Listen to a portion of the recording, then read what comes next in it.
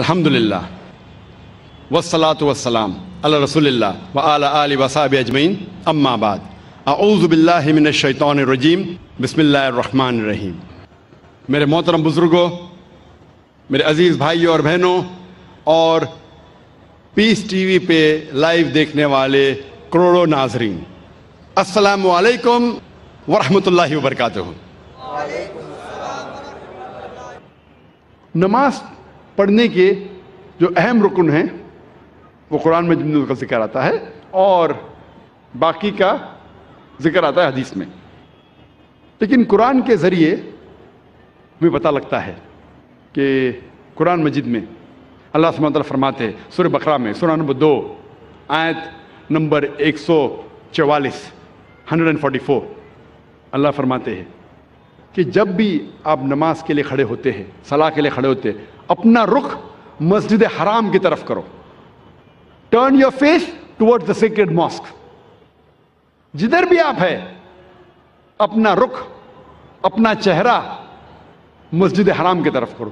یہ ہمارے لیے قبلہ ہے، کعبہ ہمارا قبلہ ہے۔ نماز پڑھتے وقت ہمیں رخ کرنا چاہیے مسجد حرام کی طرف، یہ فرض ہے۔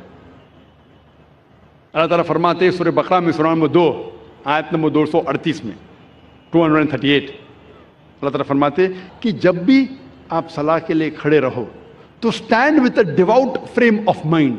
آپ جب کھڑے ہوتے ہیں، عربی میں لفظ آتا قانتین، کہ اپنے ڈیوٹ فریم آف مائنڈ کے ساتھ آپ نماز پڑھو۔ اللہ فرماتے ہیں سورہ ہجر میں، سورہ نمبر 15 آیت نمبر 87 میں، کہ اللہ has sent، اللہ نے نازل کیا ہے 7 آیتیں جو ہمیشہ دہرائی جاتی ہے، اور قرآن عظیم۔ جب قرآن مجید میں اس کا ذکر آتا ہے 7 آیتیں جو ہمیشہ دہرائی جاتی ہے، اس کا مطلب ہے سورہ فاتحہ۔ سورہ فاتحہ میں 7 آیتیں ہیں، تو قرآن میں اللہ تعالیٰ ذکر کرتے ہیں سورہ فاتحہ کے بارے میں، اور عظیم قرآن۔ سورہ فاتحہ کے علاوہ باقی حصہ جو قرآن کا ہے اسے کہا جاتا ہے قرآن عظیم۔ تو سورہ فاتحہ کا ذکر آتا ہے قرآن مجید میں سورہ ہجر میں، سورہ نمبر 15 آیت نمبر 87 میں۔ اور اللہ تعالیٰ قرآن مجید میں کہتے ہیں کہ صلاح میں آپ کو رکوع کرنا ضروری ہے، اور رکوع لفظ قرآن مجید میں کم سے کم 13 بار آیا ہے۔ اور صلاح کا اہم رکن جو ہے وہ سجدہ ہے، اپنے ماتھے کو زمین پہ ٹیکنا کہتے ہیں سجدہ۔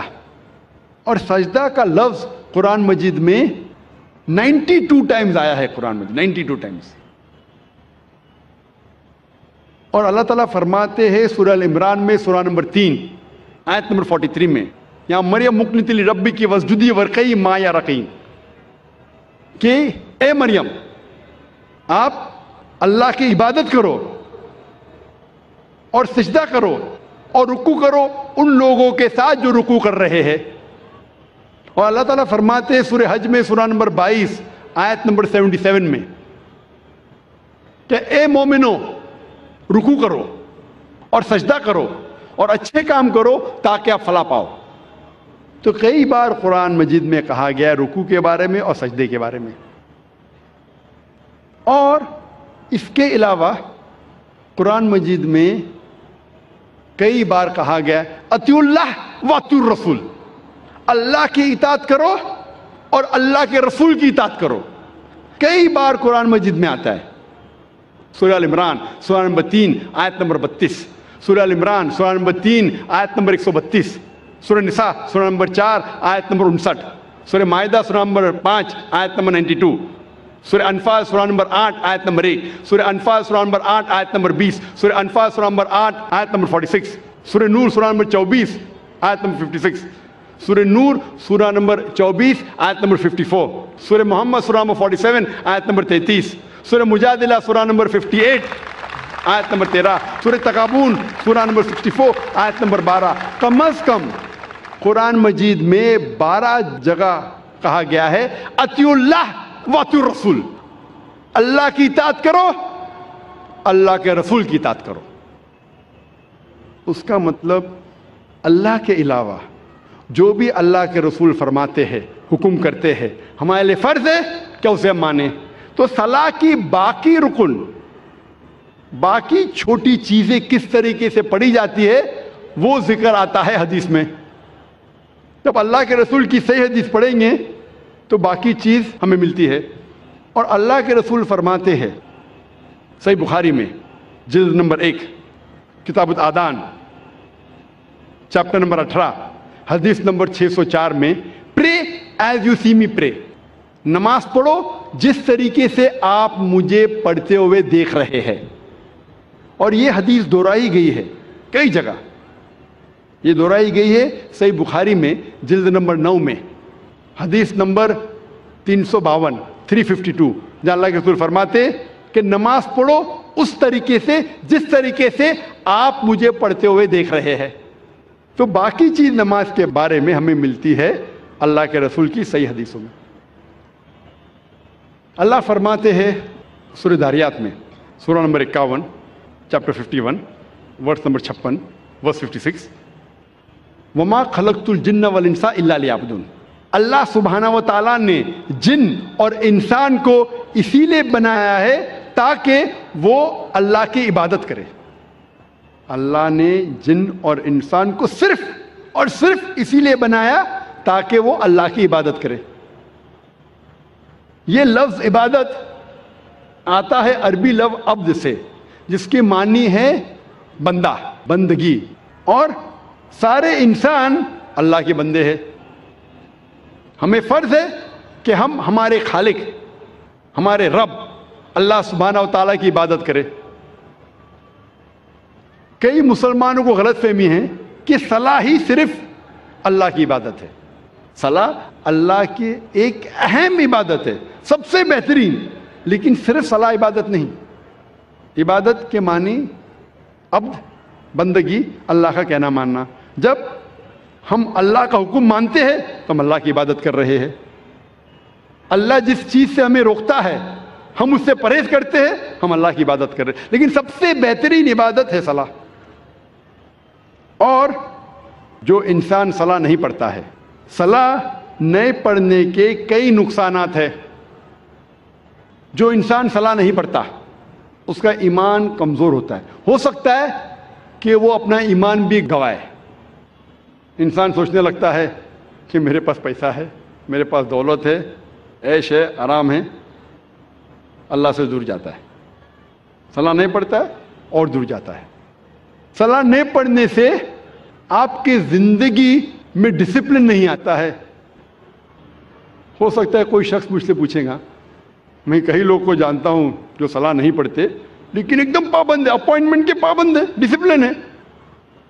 میں جانتا ہوں کئی مسلمان جو صلاح نہیں پڑھتے لیکن ڈسپلن ہے، کئی غیر مسلمان ہیں جو صلاح نہیں پڑھتے لیکن ایک دم ڈسپلنڈ ہے، اپوائنٹمنٹ دیں گے برابر اس وقت پہ موجود رہیں گے۔ یہ ڈسپلن کا ذکر ہی نہیں کر رہا ہوں، میں اعلیٰ درجے کی ڈسپلن کی بات کر رہا ہوں، یہ تو نیچے درجے کا ڈسپلن ہے۔ اور آپ کبھی بھی دیکھیں گے اپوائنٹمنٹ کے بارے میں، اگر کوئی شخص اپنے ملازم کو اپوائنٹمنٹ دے رہا ہے تو اکثر وہ اگر اپوائنٹمنٹ کے پابندی بھی نہیں کریں گا اسے کوئی فرق پڑتا نہیں، میرا ملازم ہے میں آدھا گھنٹہ لیٹ جاؤں کیا فرق پڑتا ہے، کیونکہ وہ اس سے نیچا ہے۔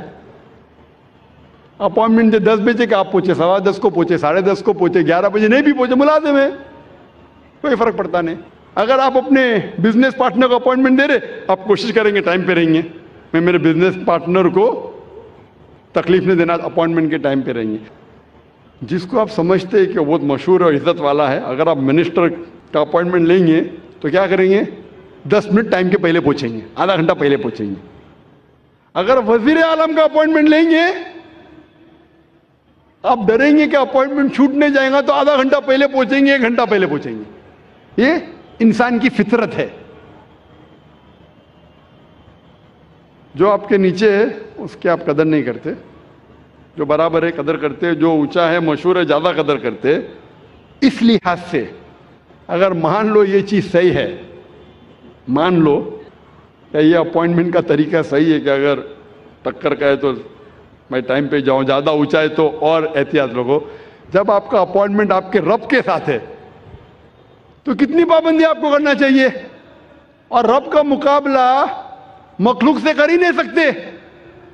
अगर वजीर को मिलने के लिए इतनी पाबंदी कर रहे तो अपने रब को मिलने के लिए कितनी पाबंदी करना चाहिए आपको? रब का मुकाबला वजीर से हो ही नहीं सकता है। वलम यकुल लहू कुफुवन अहद, उसके जैसा कोई नहीं है।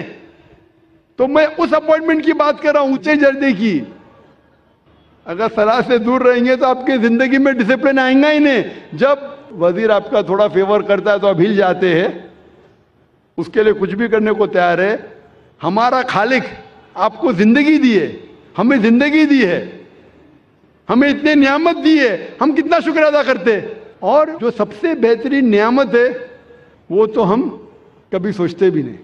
मैं आपसे पूछना चाहता हूं कि सबसे बेहतरीन नियामत क्या है जो जरूरी है आपके लिए जीने के लिए? क्या है? क्या है? हवा। शायद आपने तकरीर सुन चुकी है पहले। हाँ,